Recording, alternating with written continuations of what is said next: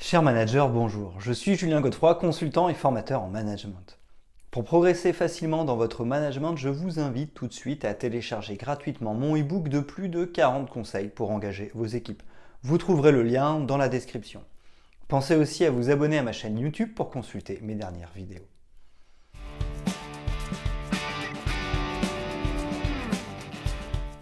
Dans un monde où les méthodes de travail et les aspirations professionnelles sont en plein bouleversement, les entreprises doivent pouvoir anticiper et s'adapter.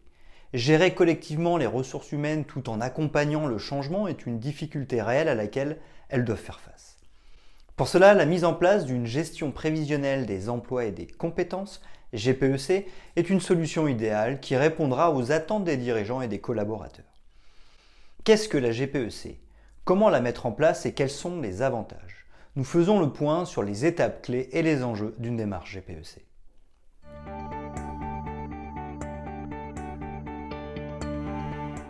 Qu'est-ce que la gestion prévisionnelle des emplois et des compétences? GPEC définition. La GPEC est une démarche de gestion anticipative des ressources humaines. Elle répond à l'évolution des emplois, des métiers et des compétences pour faire face aux contraintes environnementales et pour accompagner les choix stratégiques des organisations. La GPEC doit permettre de positionner les bonnes compétences au bon moment et au bon endroit afin de pérenniser l'activité de l'entreprise. Cette démarche s'inscrit dans la durée, elle est mise en place de façon permanente et non ponctuelle. Les acteurs de la GPEC. Différents acteurs interviennent dans la mise en place de la GPEC avec pour chacun d'eux un rôle bien précis. Les membres de la direction déterminent la stratégie et définissent les objectifs de la démarche. Les équipes des ressources humaines pilotent le projet. Elles animent les groupes de travail et veillent au bon déroulement des étapes. Les responsables opérationnels, tels que les managers de service, déploient le projet auprès des équipes. Ils communiquent les informations nécessaires, les enjeux et mettent tout en œuvre pour motiver les collaborateurs. Les représentants du personnel jouent un rôle au niveau du dialogue social. Ils participent aux négociations liées à la démarche et déterminent les mesures d'accompagnement du changement. Les collaborateurs participent également activement au projet. Recrutement, formation ou mobilité, ils sont les premiers concernés. Le point important dans cette démarche est que chacun comprenne le sens du projet et se sente impliqué pour contribuer à la réussite collective. Les outils de la GPEC. Afin d'accompagner au mieux le développement d'une démarche GPEC, il existe de nombreux outils de gestion RH. Certains permettent d'effectuer un diagnostic de la situation actuelle. L'organigramme d'entreprise, il sert de représentation visuelle de la répartition des ressources d'une entreprise. La fiche de poste, elle précise les rôles de chacun et définit les compétences clés. La cartographie des compétences, les parcours de mobilité. D'autres servent à mettre en action le plan. Les entretiens et bilans de compétences, les entretiens annuels d'évaluation, les entretiens professionnels ou les bilans sont de véritables leviers de performance en matière de gestion des compétences et d'évolution de carrière. Les plans de recrutement, les actions de formation, utilisation du compte personnel de formation, CPF, et de la validation des acquis de l'expérience, VAE. Enfin, il existe des outils de suivi comme les tableaux de bord RH qui collectent les résultats et facilitent l'analyse de performance de la démarche. L'intervention de l'État dans la GPEC.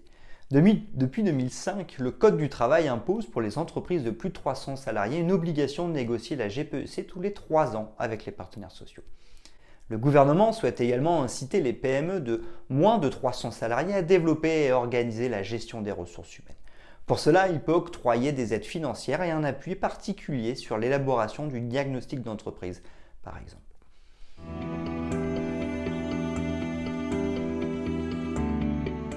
Les étapes de mise en place de la GPEC.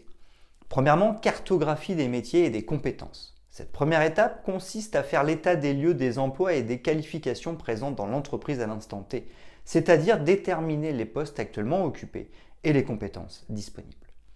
De plus, c'est l'occasion de lister les outils de gestion RH, GRH, pouvant être utilisés et de vérifier s'ils sont toujours conformes.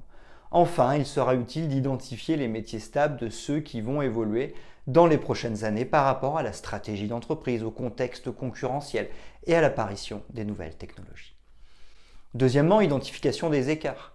Après l'état des lieux, il s'agit de mesurer les écarts entre la situation actuelle et les besoins futurs. Anticiper les besoins pour atteindre les objectifs fixés par l'entreprise est un élément clé de la gestion prévisionnelle des emplois et des compétences. Une fois les écarts identifiés, il est temps d'élaborer le plan d'action.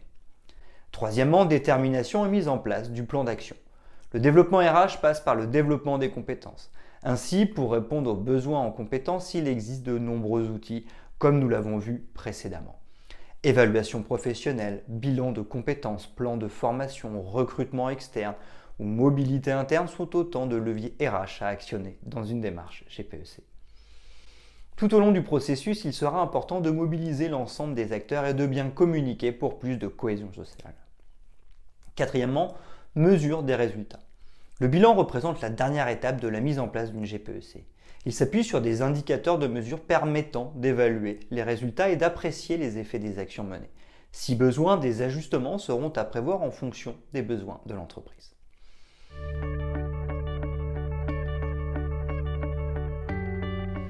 Les enjeux de la GPEC.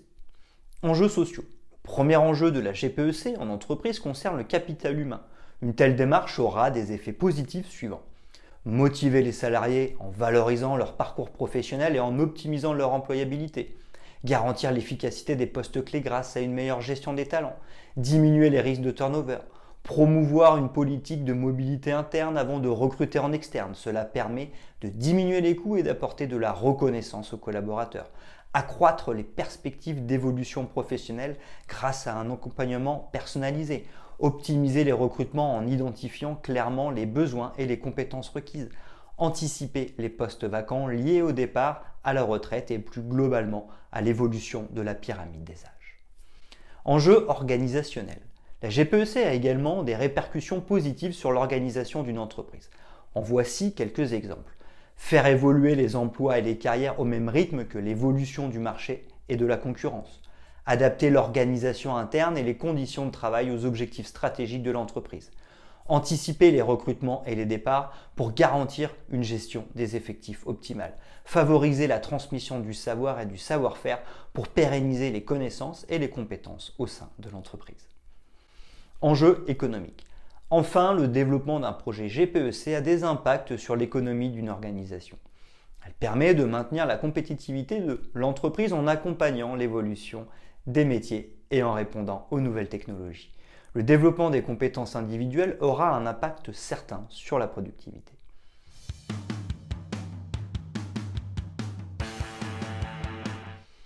À travers une démarche de GPEC, l'entreprise retrouve une nouvelle façon de piloter la gestion des ressources humaines.